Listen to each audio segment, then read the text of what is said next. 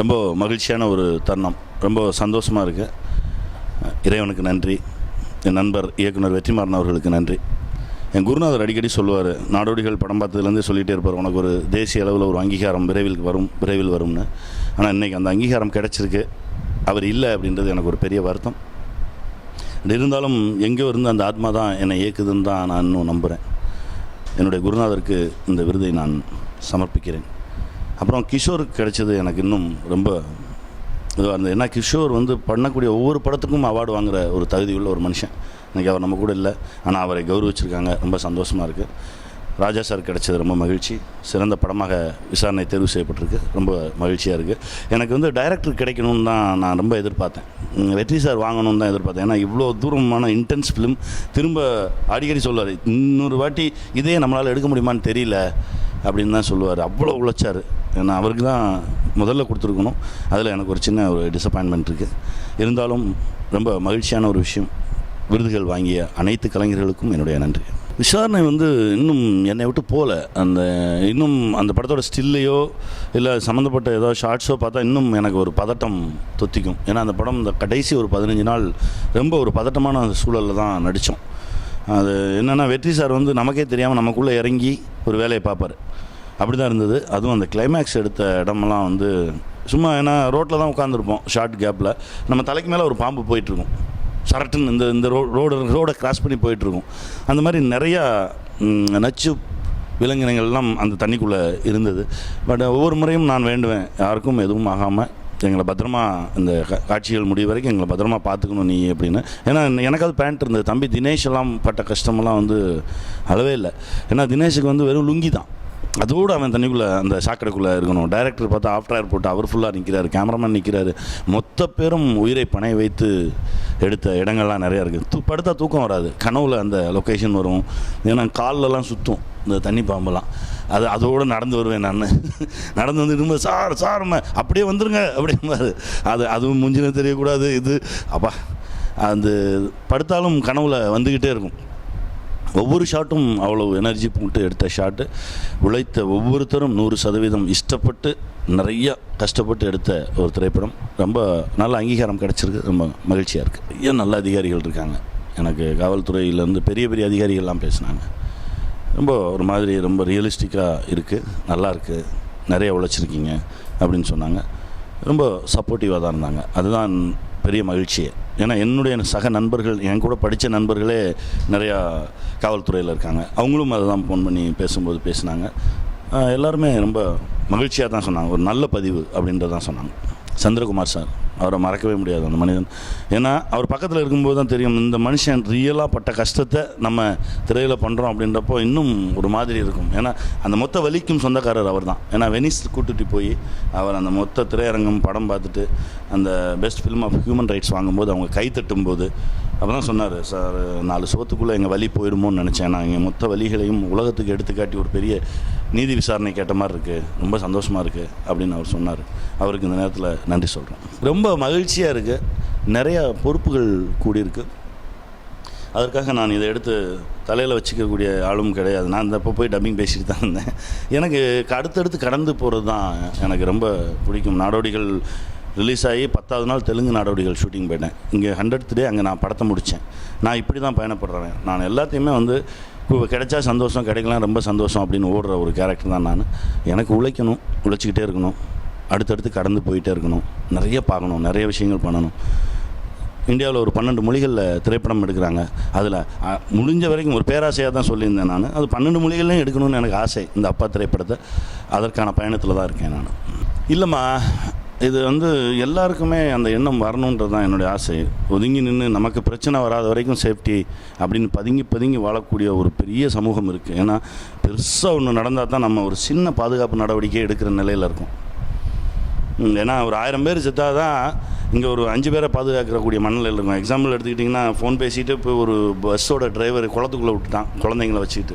அதில் 86 குழந்தைங்கள் செத்ததுக்கப்புறம் தான் செல்ஃபோன் பேசக்கூடாது வண்டியில் போகும்போது அப்படின்னு ஒரு சட்டம் வந்தது.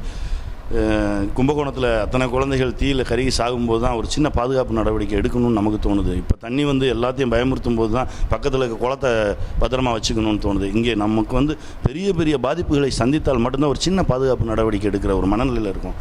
இது மாறணும். ஏன்னா நம்ம மக்களுக்கு பேசிக்காகவே பாவம் அவங்களுக்கு நிறைய அறியாமை இருக்குது. அதை எல்லாருமே பயன்படுத்திக்கிறாங்க. அவங்களுக்கு சின்ன இதிலேருந்தே அவங்களுக்கு எஜுகேட் பண்ணணும். இதெல்லாம் சரி, இதெல்லாம் தப்புன்னு அவங்க மனசுக்குள்ளே வரணும் அப்படின்றதுக்கான ஒரு போராட்டம் தான், ஒரு சின்ன முயற்சி தான். அங்கங்கே நிற்கிறது, ஓடுறது, நடக்கிறது, ஒரு சில விஷயங்கள் செய்கிறது.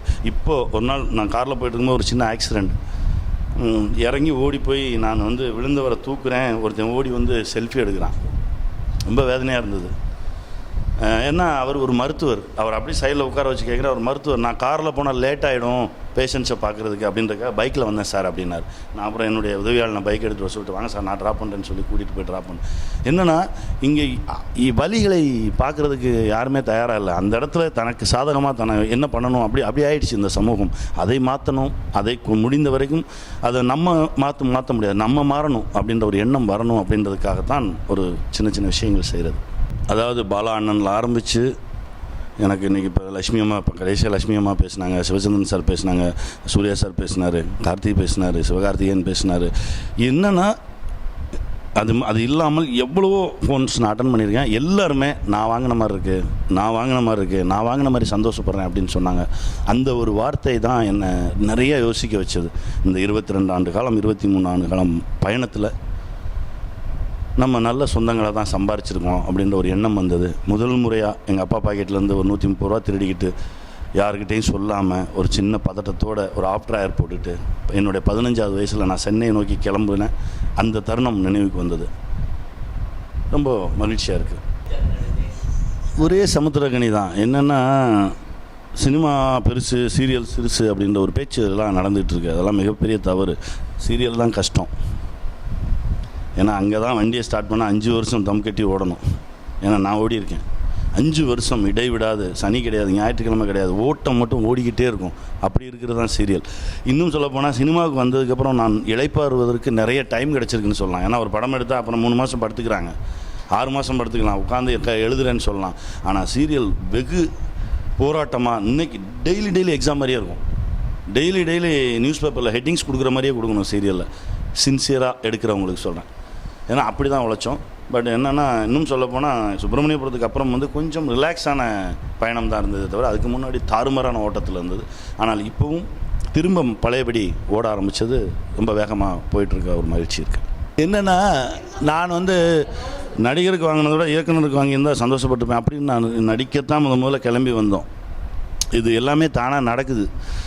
ஆனால் என்னென்னா இயக்குனர் ஆவதற்கு தான் நிறைய கால அவகாசங்களையும் நிறைய உழைப்புகளையும் போட்டிருக்கோம். அதைத்தான் நான் சொன்னேனே தவிர எனக்கு இது பெரிய மகிழ்ச்சி தான். ஏன்னா நாம் எதை நினைத்து பையத்துக்கணுமோ அதை வந்து அடைஞ்சிருக்கோம் அப்படின்றது ஒரு பெரிய மகிழ்ச்சி. பட் இயக்குனருக்கான வாங்கிடணும் அப்படின்ற ஒரு ஆசை இருக்குது. அதற்கு நிறையா சாக்ரிஃபைஸ் பண்ணணும். நான் வந்து கேமரா முன்னாடி நிற்கணுன்னாலே ரொம்ப பயப்படுவேன். ஏன்னா கேமராவுக்கு நம்மளை பிடிக்கணும் அப்படின்னு நினைப்பேன். கேமராவுக்கு நம்மளை பிடிச்சாதான் அது நம்மை பதிவு செய்து கொள்ளும். கேமராவுக்கு நமக்கு பிடிக்கலைன்னா அது திரும்பிக்கும். அதனால் கேமராவுக்கு உண்மையாக இருப்பேன். இப்போ நான் அப்பா பண்ணுவதற்கு முன்னால் நான் கரெக்டாக ஷூட்டிங் ஆரம்பிக்கிறதுக்கு முன்னால் ஒரு 55 நாள் வெறுமனே நீர் ஆகாரங்கள் மட்டும்தான் சாப்பிட்டுக்கிட்டு இருந்தேன். அதாவது கஞ்சி, கேப்பக்கஞ்சி, கம்மங்கஞ்சி, அப்புறம் வந்து ஃப்ரூட்ஸு, இது மட்டுமே தான் கரெக்டாக அந்த 45 நாள். ஏன்னா அதில் சட்டை இல்லாமல் ஒரு சீன் இருந்தது. அதற்கெல்லாம் நிறைய யோசித்து நம் சரியான தகுதியோடு இருந்தால் மட்டும்தான் போய் அங்கே நிற்கணும், இல்லைன்னா திரும்பிக்கும் கேமரா.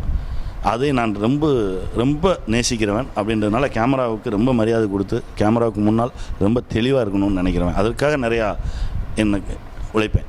அதெல்லாம் இல்லை. நான் வெற்றிமாறன் சாரே பெரிய போலீஸ் ஆஃபீஸர் தான் என்னை பொறுத்த வரைக்கும். அவர் அவ்வளவு ரிசர்ச் பண்ணியிருக்கார். அவர் தான் நம்மளை உள்ளே இறங்கி அவர் தான் எடுத்துக்கிட்டார். எனக்குள்ளே இருந்து இப்படி ஒரு விஷயத்தை, இப்படி ஒரு பவர்ஃபுல்லான ஒரு கேரக்டரை அவர் தான் எடுத்துக்கிட்டார். நான் ஒன்றுமே பண்ணல. நான் வந்து நடிக்க போகிறேன் அப்படின்னா ஒரு பிளாங்காக ஸ்லேட்டாக தான் போவேன். டைரக்டர் என்ன வேணுமோ என்னை மாற்றிக்கலாம் அப்படின்னு நான் வச்சுருப்பேன்.